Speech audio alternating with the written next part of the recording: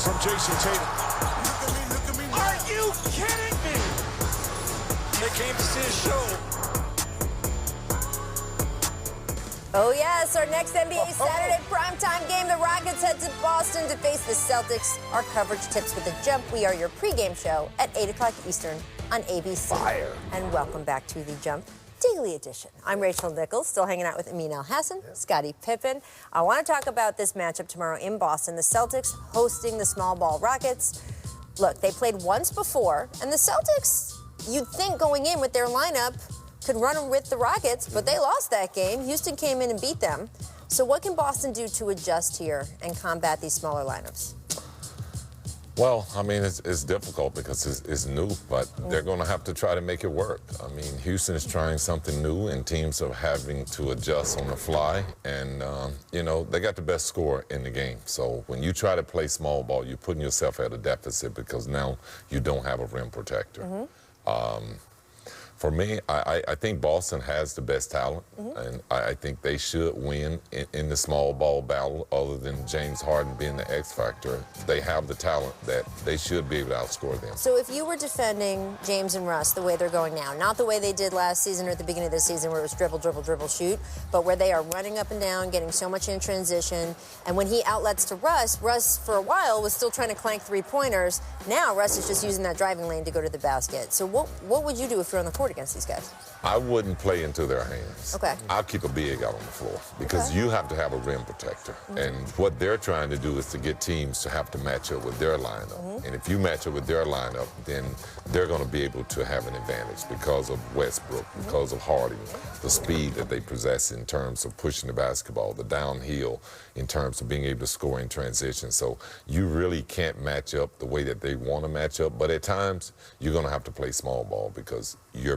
bigs are not going to be They're not going to be able to get there. Withstand what they can do. And I think they can match up with them small. I think Marcus Smart is an X factor in that way. But I'm with Scottie in the sense that I will play bigs even if we're losing the plus-minus battle at the time with the bigs, because you just want to punish them. You want them to feel that every single time. Feel it, whether it's Cantor or Tice or even a guy like Grant Williams, who isn't tall, but he's hefty.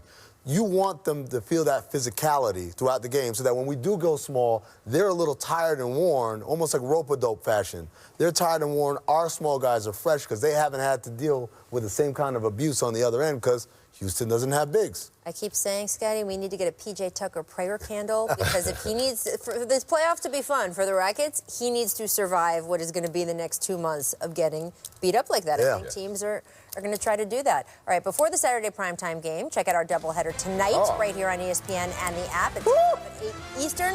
This is going to be a good one. Thunder Bucks. Then the Nuggets take on Kawhi, and the Clippers. Our coverage begins with NBA Countdown at 7 o'clock Eastern. So good stuff going on tonight. Let's talk about the Thunder, because after trading Russell Westbrook and Paul George over the summer, many thought this would be a little bit of a lost season, a rebuilding year, but that has not been the case, friends. OKC currently sitting at 5th in the Western Conference. Our friend Royce Young tweeted about this yesterday. He noted that since Thanksgiving, the Thunder have had the second most wins in the league. And you could say, hey, they played a few more games than other teams, but even once you break it out by winning percentage, still only the Bucks and Lakers have been better than the Thunder. And this is not just in the last few weeks. Since Thanksgiving. This is sustainable. Right? This is who they are. Are they, Amin, better than the team that Damian Lillard waved goodbye to in the first round of the playoffs last year? Is this a better team than last year? On paper, no, right? Because you got Russ and Paul George were on that team. Paul George was playing extremely well last year. So on paper, no, but they don't play the games on paper, Rachel. They play them on hardwood. And so if you look at the record, last year on this time, the Thunder were 38-23. They're 37-22 right now, but that's counting their slow start. You look at the offense this year, way better than it was. Last year's offense was 16th in the league. This year's offense is 10th, right? And then this defense, last year they were better. They were a top 5 team. This one is a 11th best team. But when you look at the way they use everybody on the roster, that it's not very star-centric. When you look at the development of this guy right here, Shai Gilgeous-Alexander, as an up-and-coming star in this league, and then the year that Chris Paul has had, I'm willing to say it. If last year's Thunder played this year's Thunder would win in a 7-game series. Really? Yeah, I would have to agree that I think this year's Thunder is better on paper and they're better on the hardwood because they have players that are playing their role. And I think they got better leadership. I have to say that Chris Paul gets his guys to play the way that he wants them to play, and they follow the way that he plays. And that's why they're being successful on the basketball court. They don't come down. They don't take bad shots. They don't give up on the defensive end. They play hard every possession. And I think that all is a feed from the way Chris Paul plays and the way that he gets his guys to believe that they have to play that way to win. They know that they're undermanned. They know that Chris Paul is not a LeBron James, that he's going to dominate in scoring. But his leadership and his way that he guides his guys turns out to be wins. I tell you, the biggest way you can see that is in their execution in close games, overtime games, 3 points or less. That comeback they had, I have said that sentence out loud talking about Thunder highlights all season. Came from behind and won, came from behind and won. That team has done it over and over. Execution, and that's something that comes from a guy like Chris Paul, that attention to detail you need to make the right play over and over again. Well, they're not as talented, but they got better leadership. But this is a question to me also of fit, right? Because Chris Paul, obviously, we know he's an elite player, going to be a Hall of Famer. The fit with James Harden, well, it actually worked out better with some of the X's and O's and Mike putting them in a good position together. Didn't work in the end when you look at their on-off numbers together. When they were on the court together, Chris Paul's numbers went down. They just weren't as good. And it led a lot of people to say he's getting old, he's past it, whatever. He goes to this team where it is, as you point out, a younger group of guys who are more willing to work in a different way than someone who's a superstar like James Harden. He's an all-star. It's a better fit. He becomes an all-star. Right? It's a better fit. And that is why I always think fit is such a big deal. This is a better fit for Chris Paul. And people said, oh, he's going to be sorry, not miss, it's going to be tough for Chris Paul not making the playoffs this year. Chris Paul is going to make the playoffs this year. Might get home court. Second game of our doubleheader, Paul George. Now, look, he has been struggling a bit, right? 8.3 points a game in the last 4 games. This is them trying to work him back in after having a couple injury outings here. Scottie, what can the Clippers do if they want to focus on getting Paul George going today?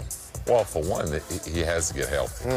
Right now, even though he's on the basketball court, you don't think he's 100%? He's not 100%. The Clippers are now trying to make a push because they also know how important home court advantage is. They played around all season long, getting guys in and out of the lineup. Kawhi is not able to play back-to-back, still going forward. But I think they're going to make a bigger push over the next couple months in terms of really starting to play better basketball, starting to play better defense, forcing some of their better players to be on the court more so they can start to get a little bit more acclimated to what it's going to be like come playoff time. Yeah, Scottie's right. He needs to get healthy. He's not 100% healthy, and we see it, but obviously now the Clippers don't have time to say, we'll wait till he gets healthy, so they're trying to get those chemistry issues in there. The other thing is, last year in Oklahoma City, remember, he started the year, and they tried to get him going. They drew up a lot of plays, and it didn't work for him. But then once he starts to just find and pick and choose his spots within the flow of the offense, he really flourished. I think that's something that they could look at here with the Clippers. Because my initial reaction, we got to get him some more pin down action and all these kind of things. But the reality is Paul George is good enough to find his way throughout the flow of the game, and he's smart enough to do that. So let him play basketball. Plus let him play basketball. I think he'll be fine. That's interesting. I do want to shout out something that the Clippers are doing. Producer Tucker, come on, give it up. This is very cool. So Kawhi Leonard has been giving out thousands of backpacks to underserved kids around the LA area, kids who don't have school supplies. He's been helping give them to school. And tonight, and you're going to see this on the ESPN broadcast tonight, he is giving all of these backpacks out to every fan in attendance. Now, here's what's interesting, and you can look, by the way, at this, they put up a little sign about what Kawhi is going to do. He wants them to use it as agents of change, if we get the graphic up there. And the idea is that every fan should fill this backpack. So he says, show the world how you Kawhi it by using the backpack to have someone's back. Let your actions do the talking, which is certainly a tenet of Kawhi Leonard. He says, fill it with food, and then give it to someone you see on a street corner who's hungry. Put a blanket in it. Give it to someone who looks cold. Give it books into it for a child who doesn't have any. And I think this is, I think it's such a big deal. Players in this league do so much stuff behind the scenes. Kawhi has really made such an effort to do things in this LA area. he didn't grow up that far from here, and I think he has really wanted to make sure. So I hope everyone who's at the Staples Center tonight fills this backpack. I know we three are going to fill the backpack. Absolutely. Yes. Do a little bit of good out there. And if you're not in LA and you just want to get a backpack and fill it and follow Kawhi's example, you can go do that too. There I'm you going to go. get a Means wallet and fill it up. There you go. And, give it Perfect. away See, on my way. Scotty, It'll be a that's pretty it. light You just have backpack. that charity instinct. Coming up, Aaron Gordon, not the 2020 dunk contest champion. Many folks watching felt that he should have been. What happened the night of the dunk contest? We have one of the judges here. We will break it down for you next. First, though, here's what the Jump recommends for today. Royce Young's piece on ESPN. Taking us inside the evolution of one of the guys we were just talking about, Shai Gilgeous-Alexander. The sophomore standout scoring has jumped nearly 9 points a game this season. 9 points. Find out how during the